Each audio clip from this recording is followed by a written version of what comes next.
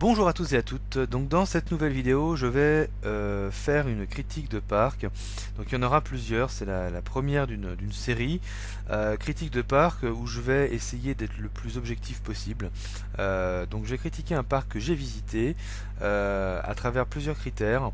Donc en essayant d'être objectif avec un peu de subjectivité parfois parce que on peut pas faire autrement que parfois d'avoir un peu de subjectivité. On a notre expérience personnelle qui va jouer aussi, mais on va être plutôt objectif et plutôt global dans les critiques. Donc, il va y avoir donc plusieurs critères qui vont être pris en compte. D'abord la thématisation. Est-ce que le parc réussit à nous emmener dans un univers précis, comment il s'y prend, donc l'immersion, la qualité des décors, la qualité des détails, voilà. Il y aura une critique concernant la cohérence. Est-ce que le parc est cohérent par rapport à son thème, par rapport à ses landes ou ses univers? Finalement, comment c'est fait? Est-ce que c'est cohérent aussi au niveau des attractions, des histoires qu'on veut nous raconter, etc., etc. Il y aura aussi bien sûr sur le contenu global, donc qualité et quantité des attractions, des spectacles.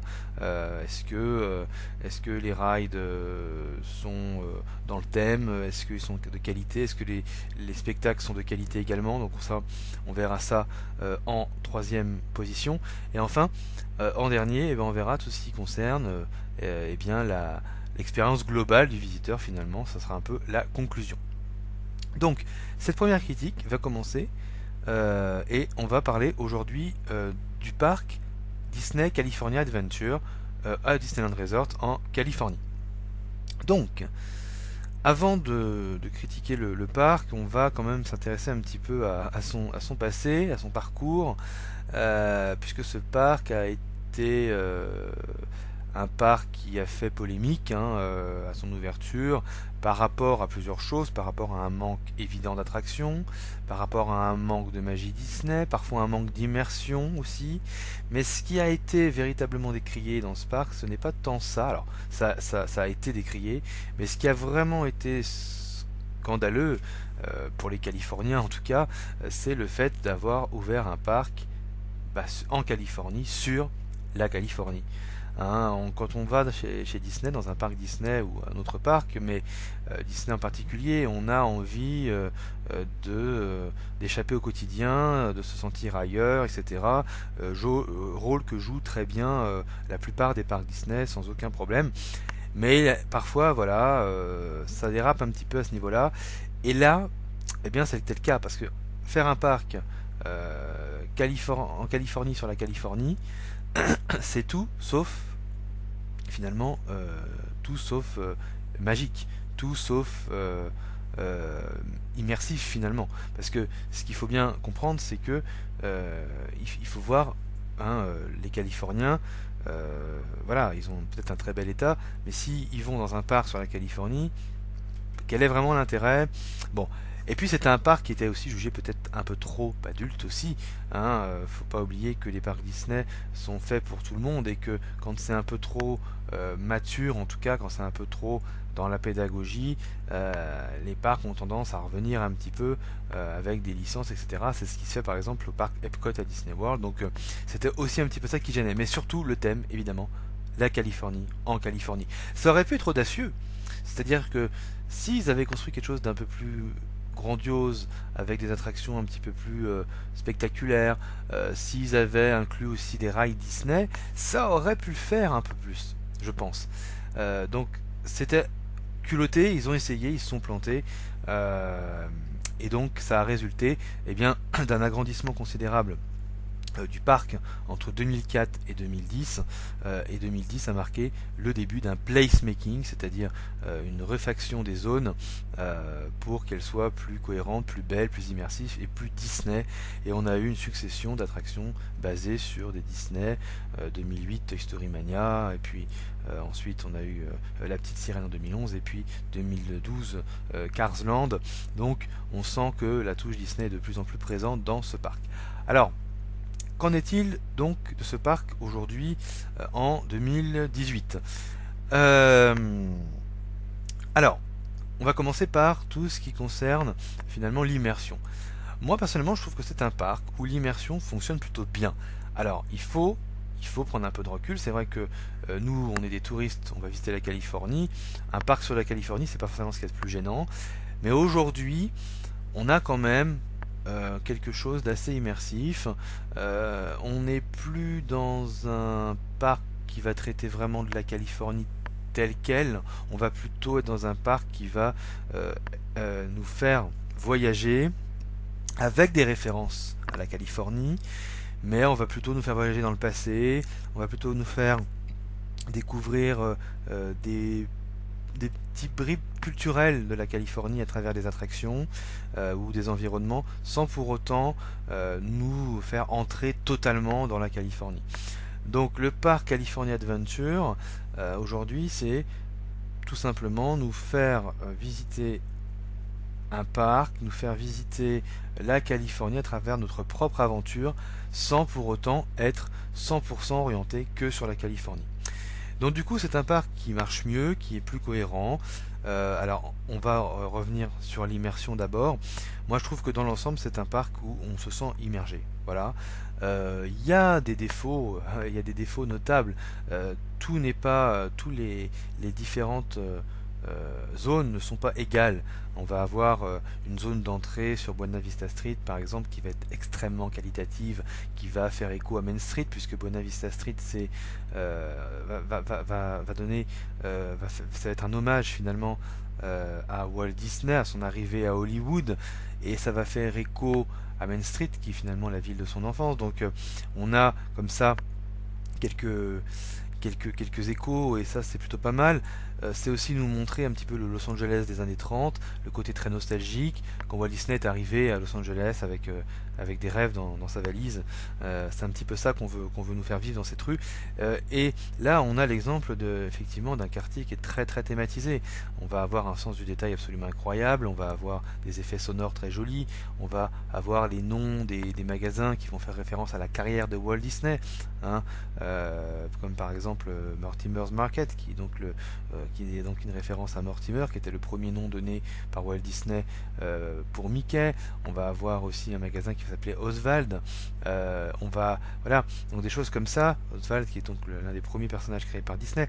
Donc on va avoir comme ça plein de références qui à la fois vont être des références d'un Los Angeles qui a existé, d'un Los Angeles passé, quelque peu fantasmé, mais aussi des références totalement réelles par rapport à la carrière de Walt Disney. Donc là, on a l'exemple d'une entrée qui est complètement saisissante, avec au bout le théâtre où Blanche-Neige s'est produit pour la première fois, qui est un restaurant de haute qualité, rappelant un petit peu le Waltz à Disneyland Paris dans les standards. Donc, on a clairement ce qu'il faut à ce niveau-là. On va trouver une qualité immersive aussi dans Cars Land, par exemple. Cars Land est totalement incroyable en termes de détails. On est dans le film, et on est aussi dans les Rocheuses, hein, de quoi rendre hommage à la Californie, à la culture de la voiture aussi, hein, puisque les Californiens sont friands de voitures. Là, c'est absolument incroyable d'être dans ce décor, avec une licence comme Cars qui n'a pas forcément été un énorme succès non plus, mais voilà, on a quand même quelque chose de relativement réussi, avec vraiment des roches, des décors absolument incroyables. Voilà, on va avoir aussi par exemple le Grizzly Peak, toute cette zone de Grizzly Peak qui va rendre hommage bien sûr au parc naturel, le Yosemite Park. Et là, du coup, c'est vraiment très agréable, très dépaysant aussi, et bien réalisé, bien retransmis finalement. Donc voilà, il y a de très belles zones dans ce parc, mais il y a des zones qui sont un petit peu discutables, hein. Hollywoodland, par exemple, n'est pas fort. Enfin, il y a un bel Hollywood Boulevard, mais on va pas forcément comprendre vraiment ce qu'on veut nous faire vivre dans ce parc, dans ce coin-là.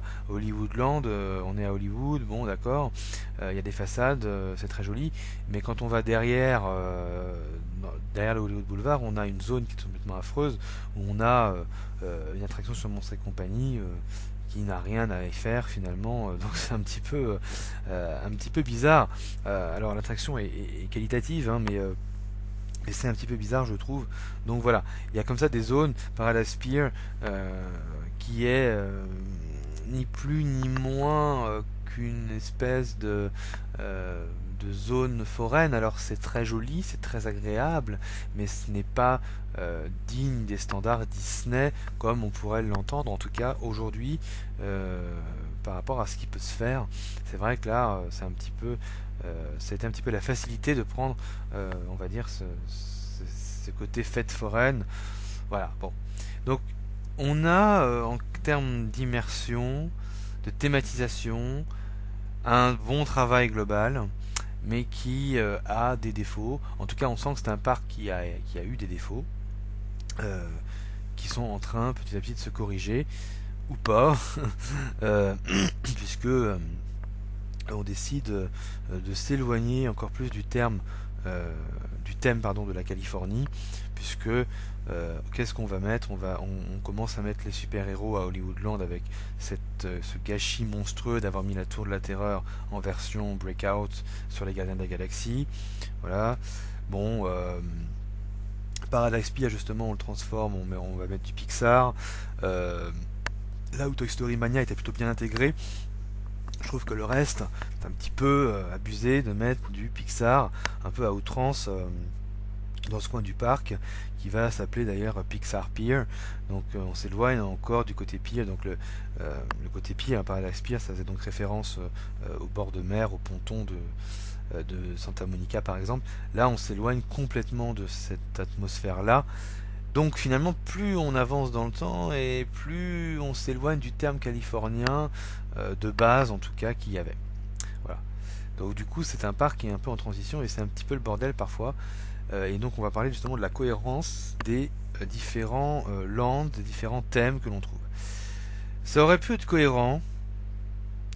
Ça aurait pu être cohérent si on serait resté sur le thème de la Californie pure et dure, mais là c'est vrai que ça devient de moins en moins cohérent. Alors Buena Vista Street, moi je trouve que c'est excellent, là il n'y a rien à dire, l'entrée est parfaite, vraiment l'entrée est parfaite. Ensuite, si on va du côté de Grizzly Peak, où l'on va trouver Soarin' et puis le Grizzly River Run, c'est très cohérent aussi, dans le sens où on va rendre hommage au parc national Yosemite. Là, pour moi, il n'y a rien à toucher non plus, si toutefois on reste sur le thème de la Californie. Hein. Cars Land, moi je trouve, enfin beaucoup avaient été surpris par l'intégration de Cars Land. Moi je trouve que Cars Land a tout à fait sa place dans ce parc. Comme je l'ai dit, on est sur les Rocheuses, et les Rocheuses c'est quoi? C'est le Grand Ouest, c'est en grande partie la Californie. Donc voilà, je pense que là on est plutôt dans une zone cohérente. Après voilà, on va avoir bien sûr le monde des insectes.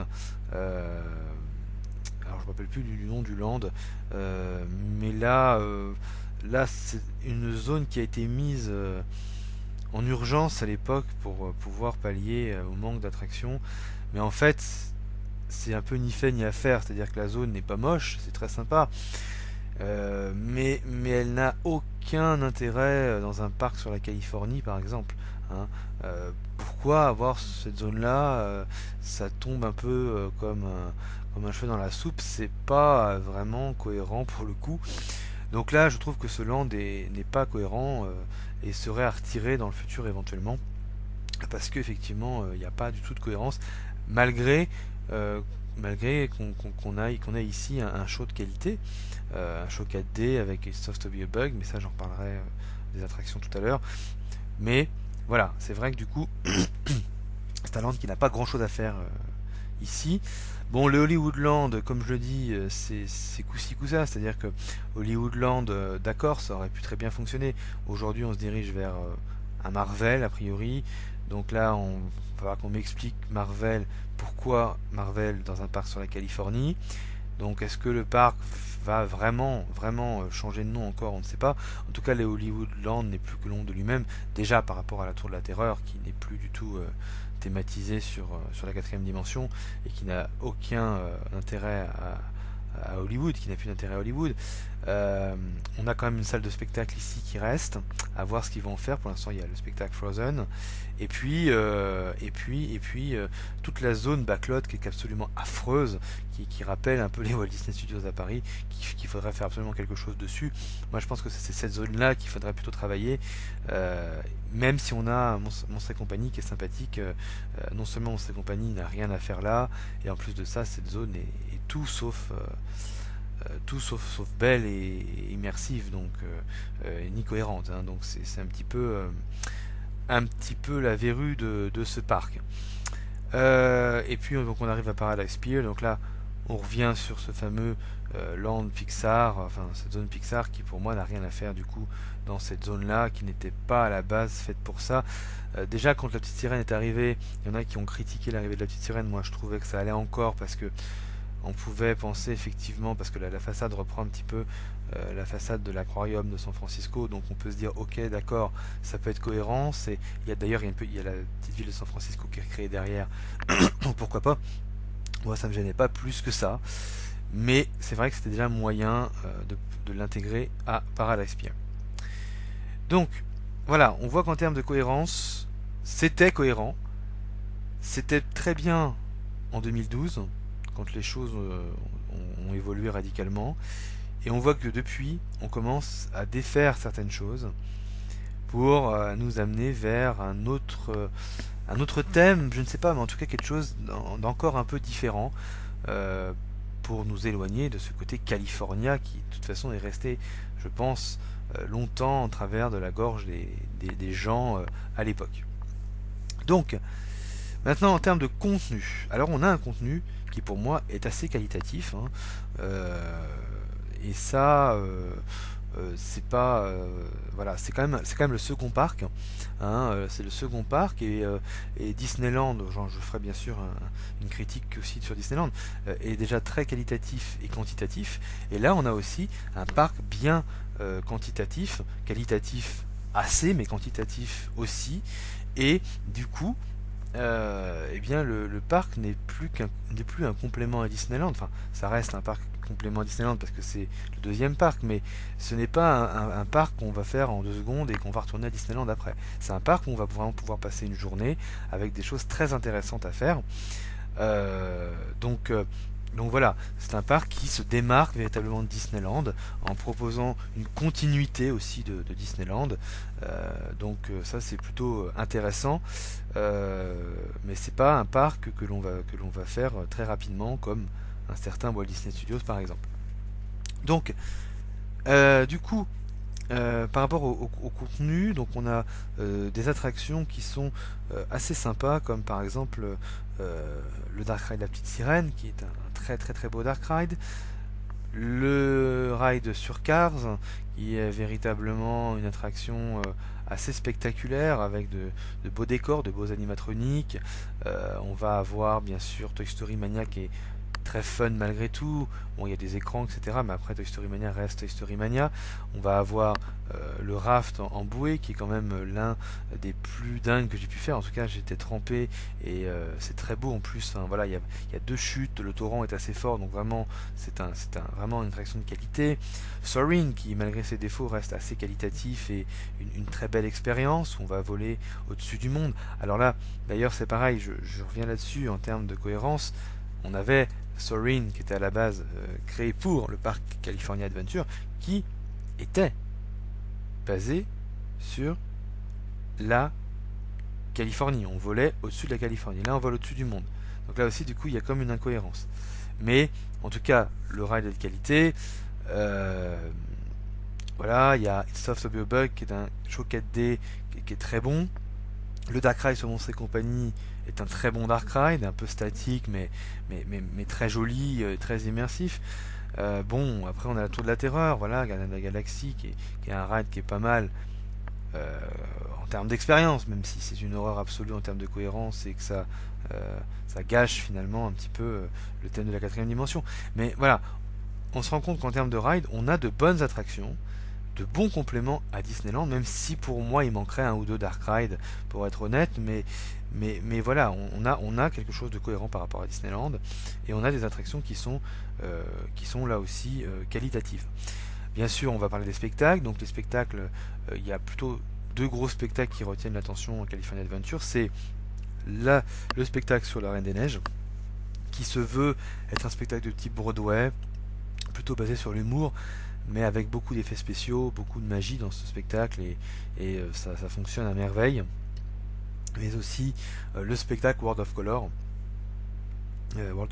qui est véritablement un show nocturne magnifique avec toutes ces fontaines qui sont complètement hallucinantes. Enfin, quand on a...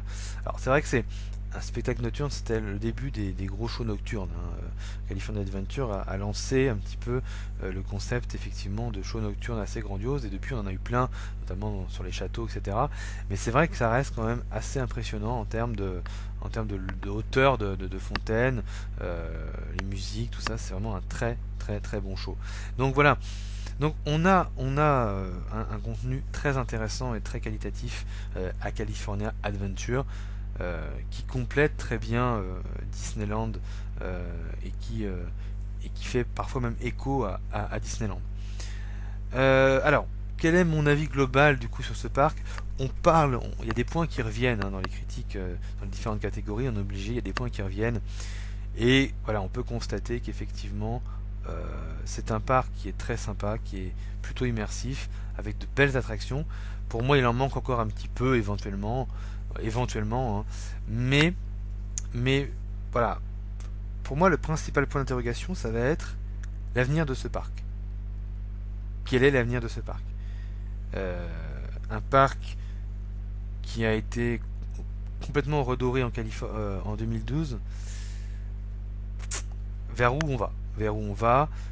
On voit que Hollywoodland n'a plus d'intérêt, que les choses se transforment de plus en plus en Marvel, hein. Il y a d'ailleurs de toute façon un Marvel Land qui est prévu. Maintenant, on ne sait pas trop si ça sera sur Hollywood ou derrière le côté backlot, parce que le côté backlot, il faut absolument un placemaking. On ne peut pas garder, garder une horreur comme ça dans un parc qui est quand même relativement joli et bien fait. Quel est l'avenir de Paradise Pier en Pixar Pier? Moi, j'ai du mal à m'imaginer, vraiment, j'ai du mal à m'imaginer.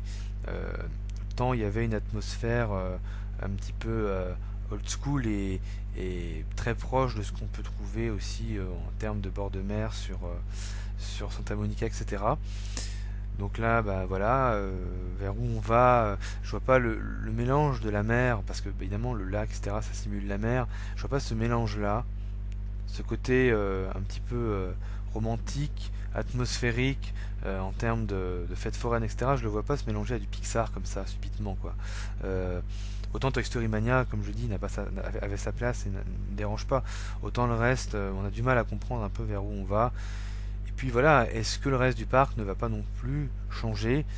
Euh, Voilà, c'est un petit peu bizarre parce que quand on voit par exemple Buena Vista Street, c'est le land typique d'entrée parfait qui va nous faire comprendre qu'on va rentrer dans un monde d'aventure, mais sur la Californie. Je trouve que le land résume très bien ça. Ou d'ailleurs à l'annonce, quand le parc ouvre, ils disent maintenant à vous de vivre votre propre aventure. Ça, c'est votre propre aventure californienne. Et ça, c'est vraiment l'essence du parc, qui est très bien faite aujourd'hui, c'est très bien réalisé, c'est très bien intégré. Mais ensuite, si on a après plus de cohérence, si on n'a plus rien sur la Californie, alors à quoi bon d'avoir fait Buena Vista Street finalement, qui reste en lien énorme avec la Californie du coup. C'est ça que moi j'arrive pas à comprendre, c'est finalement vers où on va dans ce parc. Est-ce qu'on va vers un changement de nom à nouveau? Voilà, on verra bien. En tout cas, c'est un parc qui est très qualitatif, et ce serait dommage de se perdre complètement en cohérence avec l'ajout de licences un peu à foison, avec des univers qui vont un peu changer, ou alors le parc devra s'appeler autrement. Voilà. Donc voilà un petit peu pour ce parc, cette critique. Et bien on se retrouve dans une prochaine vidéo pour la critique d'un autre second parc secondaire. Et cette fois-ci on parlera du parc Walt Disney Studios. Voilà, à plus tard.